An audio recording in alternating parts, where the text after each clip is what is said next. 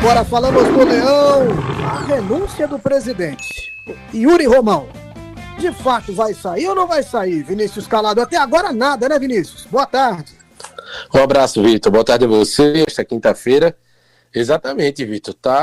Tem-se a palavra de que ele vai sair, de que vai renunciar, mas até aqui nada se confirmou.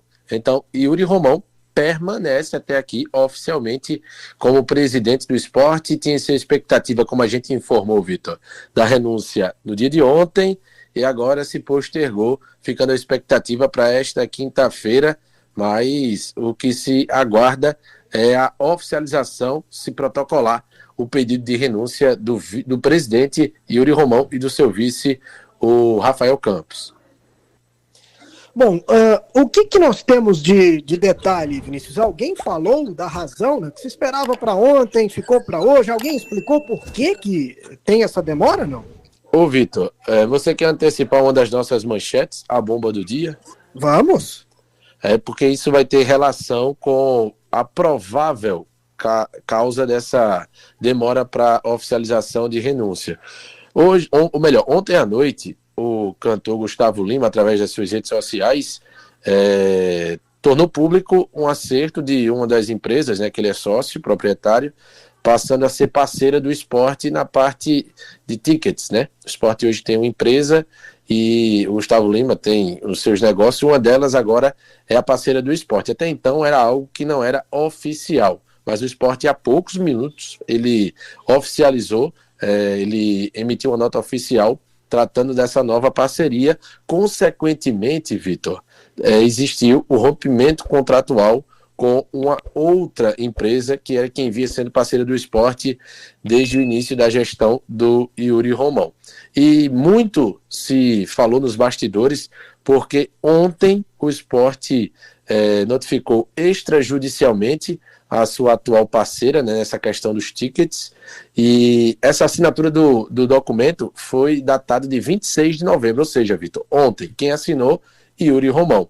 E nessa nota que o Sport acabou de divulgar, o Sport traz os detalhes do novo parceiro e coloca que a empresa que está chegando vai arcar com os custos previstos pela rescisão contratual com o seu antigo parceiro. O contrato, Vitor, vai até 31 de dezembro de 2025, segundo o Sport.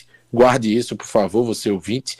E o Sport, na nota oficial, diz que existe um valor a ser pago pela rescisão de R$1.550.000, mas, somado a esse valor, R$2.700.000 de antecipação com o seu antigo parceiro. Que esse custo, Vitor, totalizado de R$4.250.000, vai ser arcado pela empresa que está chegando, o novo parceiro comercial do Sport. O que acontece, Vitor? Lembra que eu falei que o Sport coloca em nota que o contrato da sua atual parceira vai até 31 de dezembro de 25? Sim. Então, pronto. Então, o Sport fala isso, só que a empresa que está deixando o Sport Clube do Recife fala que o contrato teve um aditivo até dezembro de 28 e que o valor de multa rescisória, ou seja, a compensação financeira pela quebra unilateral do contrato, não é o valor colocado pelo Sport, fora a antecipação, claro, o de R$1.550.000, mas sim de 20 milhões de reais. A briga não deve ser fraca nem pouca, mas é a polêmica que tem nova no Dia do Esporte. Cada dia tem uma novidade e são novidades negativas e de grandes proporções, e agora tem isso. De um lado, tem uma empresa saindo, dizendo que a rescisão unilateral prevê que a parte que está rescindindo, no caso o Sport, compense o outro lado com 20 milhões, o Sport dizendo que esse valor é de R$1.550.000. Devemos ter outra bronca jurídica grande para o Leão, e como a gente falou, Vitor, essa renúncia não aconteceu, e ontem teve a assinatura de documento, a assinatura do Yuri Romão, então esse deve ter sido também um dos motivos para a renúncia não ter acontecido. Vinícius, vamos falar sobre a movimentação de bastidor entre a oposição, né, entre membros da oposição para lançar candidatura, né, porque se espera essa rescisão. Se a rescisão sair, a gente vai ter eleição direta e provavelmente bate-chapa, né, Vinícius? Exato, Vitor, exatamente. Você está muito bem informado. O nome para concorrer nessa iminente eleição direta é de quem, Vitor?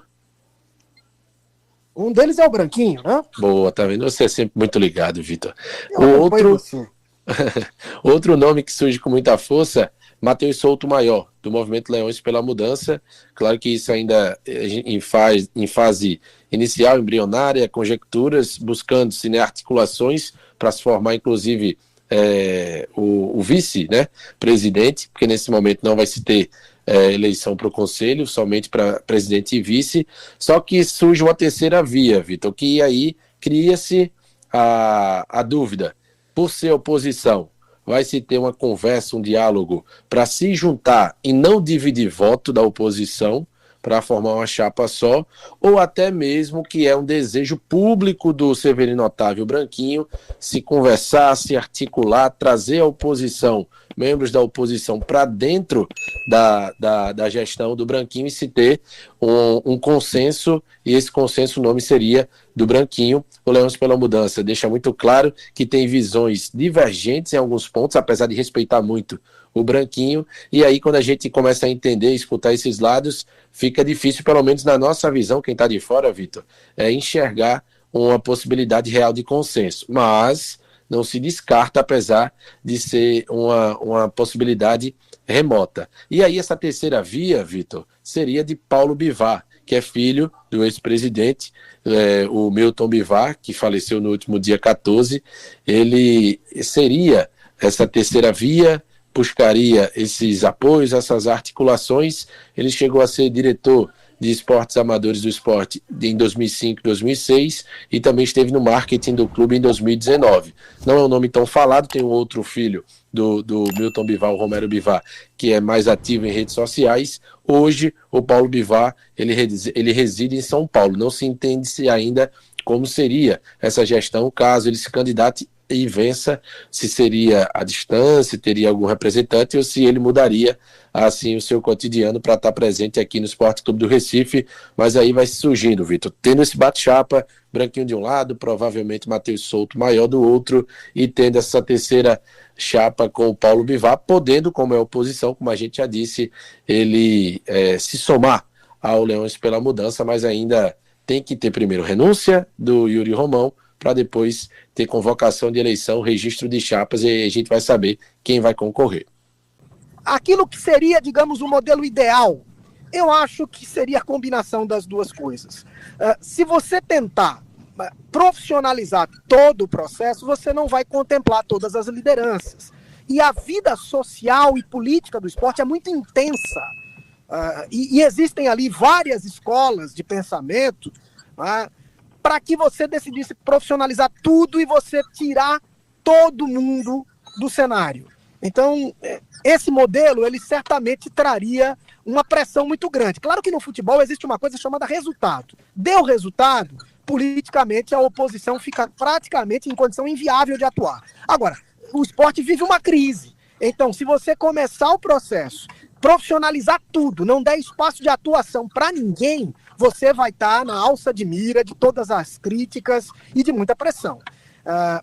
Se for possível encontrar um meio termo, eu acho que nesse momento isso seria mais razoável para o esporte. Eu acho que a execução dos processos precisa ser profissional. Então, eu acredito que quem tem que contratar, quem tem que garimpar no mercado, prospectar, analisar custo-benefício de negociação, quem tem que trabalhar com critério técnico tem que ser profissional. Isso desde o campo até o executivo. Agora, eu acredito que você pode trabalhar com conselhos consultivos. E o nome é exatamente o definidor da função. Conselho consultivo, ele tem momentos específicos em que ele vai dar opinião sobre algumas questões pontuais. Então ele não vai definir a contratação desse ou daquele jogador, mas ele pode colaborar com o caminho a ser perseguido. Pode colaborar, inclusive, para a definição de quem seria esse profissional remunerado, executivo, para cuidar da operação do futebol. Agora, esse conselho consultivo não poderia, de modo algum, ser o responsável pela execução. Eu não acredito que ele devesse ter essa função, ainda que essas pessoas estejam bem informadas sobre o mercado, como ontem você falou sobre o Fred, que paga aí mais de R$1.000 para estar bem informado sobre as condições do mercado e acompanha jogos de vários campeonatos. Eu buscaria um meio termo, e certamente essas pessoas vão querer espaço de atuação política no clube. Então teria que ser também a contratação de um executivo que entendesse isso e fosse efetivo no trabalho de bastidor, no trabalho prático, mas que permitisse a essas pessoas atuar politicamente. Eu digo atuar politicamente, é atuar em comunicação social, conversando com a torcida, falando um pouco sobre linhas gerais de política do clube, porque é isso que essas pessoas certamente vão entender como uma participação efetiva. Então eu acho que nenhum dos dois é o modelo ideal. O ideal seria a combinação dos dois modelos. Com relação aos pensamentos dos dois candidatos, então, né, o Severino Otávio, ele usa essa ideia de querer colocar só abnegados até como uma forma de se fortalecer no poder, se fortalecer no controle do clube, se for o caso dele ser eleito, mas é como o Vitor bem falou, né, eu até entendo e também concordo com esse ponto, quando ele fala que os dois modelos, eles podem ser combinados, podem ser misturados, mas a diferença de pensamento é muito grande. Estamos falando de um candidato que é considerado da velha guarda, com um outro candidato que é da guarda mais jovem, é de uma vanguarda mais moderna, e pensa justamente nessa parte de profissionalizar o setor que é vital, que é o departamento de futebol. Então, você colocar os chamados abnegados para compor um setor tão difícil, tão complexo, tão importante, porque sabemos que o mercado do futebol, ele é muito fluido, ele é muito volátil, você tem que ter muito cuidado. Não basta apenas você ter o amor e o comprometimento ao clube, não é isso. Você tem que ter o comportamento e o entendimento, o conhecimento técnico da área para poder você ter um trabalho de sucesso. Não foi isso que vimos neste ano com o Guilherme Falcão sendo a peça principal desse setor. Não é à toa que foi desfeito esse grupo, chegaram o Henrique Brodini e o Thiago Gasparino para tentar colocar ordem na casa, e mesmo assim o estrago já tinha sido feito. Então, para poder recuperar, eu entendo que você manter o setor profissional é importante. Claro que os abnegados têm a sua função, até já vi em outras gestões, em outros trabalhos que o esporte teve no passado, que os abnegados tiveram sim uma função muito boa, né? O esporte conseguiu ter sucesso em alguns anos, em algumas competições, e os abnegados tiveram sim essa participação, mas a influência política sim, ela pesa bastante, ela fala muito mais alto nessas figuras proeminentes do clube. Agora, você contratar um executivo, ou então mais de um executivo, para poder ser responsável pelo futebol, eu vejo que hoje em dia, no futebol brasileiro, principalmente no futebol de alto nível, isso é um requisito básico, um requisito essencial. Não estou desmerecendo os abnegados, muito pelo contrário. Quem teve bons trabalhos, bons serviços, merecem sim esse respaldo, esse destaque. Agora, para o momento que o esporte se encontra, é muito importante você ter essa calma, essa tranquilidade. Se for para trazer um executivo, que traga alguém com conhecimento, alguém com experiência de mercado, mas também com experiência em lidar com os bastidores, que bastidores estes não vão ser nada fáceis de lidar.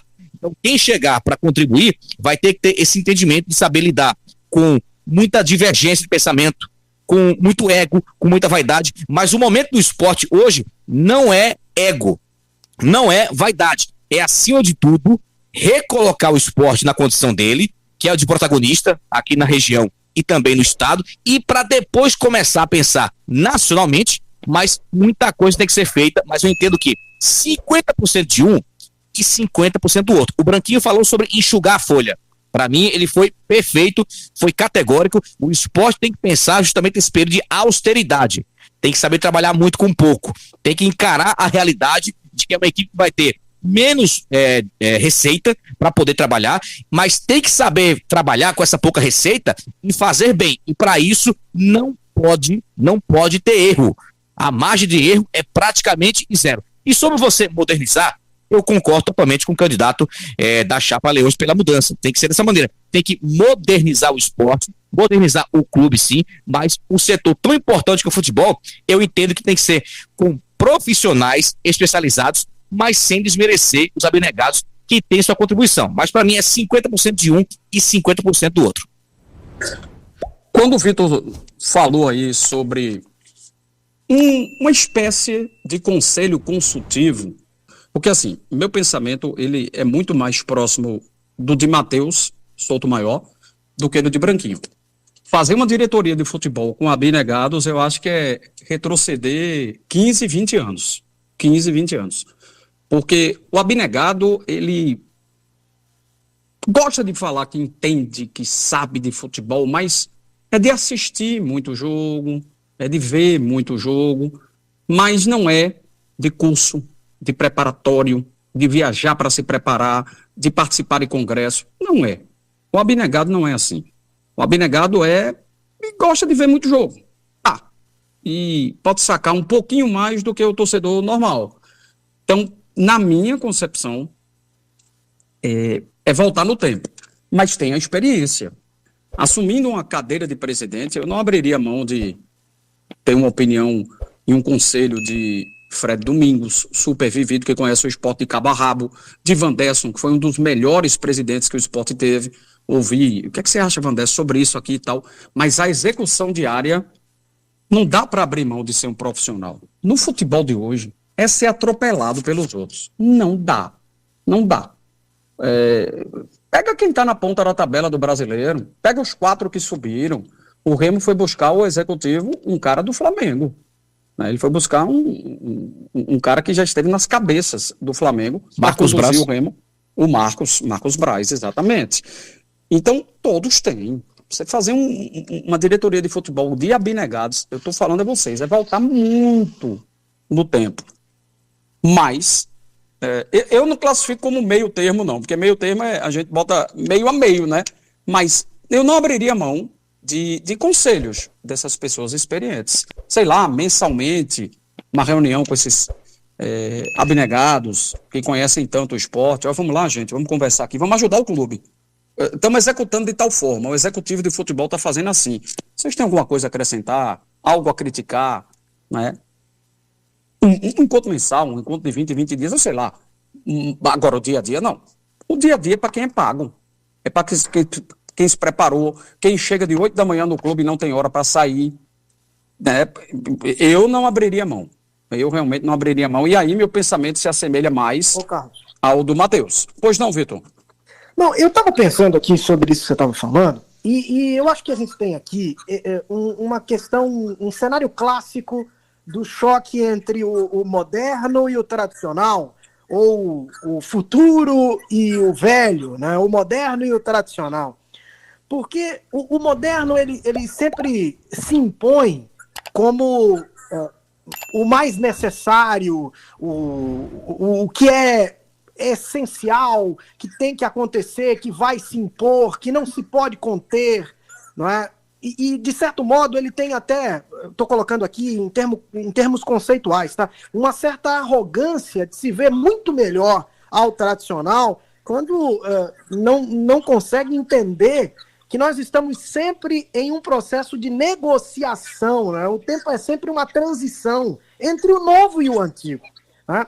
E por outro lado, quem está nesse lado mais tradicional tenta reagir, né? Tenta encontrar seu lugar, se vê ameaçado, tenta se levantar e dizer, olha, eu também tenho valor, né? Eu acho que vai descaracterizar, vamos perder a nossa essência, né? Geralmente quem defende o tradicional é isso. E quando você está no momento de crise, o tradicional se levanta para dizer, olha, sabe o que foi isso?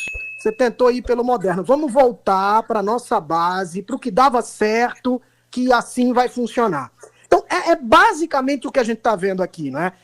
De um lado, quem defende o moderno, dizer que tem que ser completamente moderno e que não tem que dialogar com o passado, quando, na verdade, você vai conviver com o passado. Veja, essas pessoas que são mais tradicionais, que foram dirigentes do clube, elas vão continuar vivendo a vida do clube, são sócios, são conselheiros, beneméritos. Eles estão lá e eles representam o pensamento de muitos outros torcedores também. Eles não estão sozinhos.